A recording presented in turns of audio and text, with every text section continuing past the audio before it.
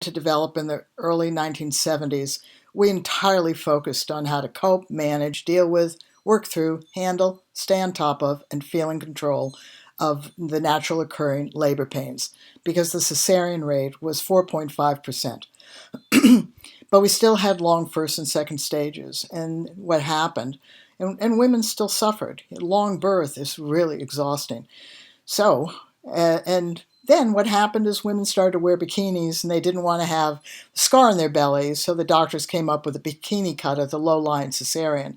And they developed more diagnostic tools and ways to deal with the risks, because the 95% of women who labored in the early 70s didn't necessarily mean that we coped well or had a good outcome. So we then started to focus in the early 1980s on how to prepare our body for birth. We didn't know whether preparing our body could reduce those long first or second stages until we used the skills, and then it became very obvious that it could. Because if we can create space for our baby and soften inside, it's a lot easier for our baby to come down through and out our body. It's as simple as that. Pragmatics. If you have a birth coach, do all of these things on them first, because once they feel it, they'll understand your body better, and you'll understand what you need to do in your body and help them.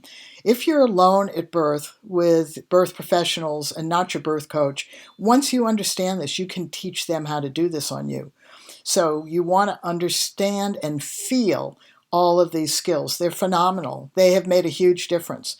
And if you have medically high risks, having these skills, being able to birth effectively and get your baby out more quickly, are going to reduce the need for more medical care.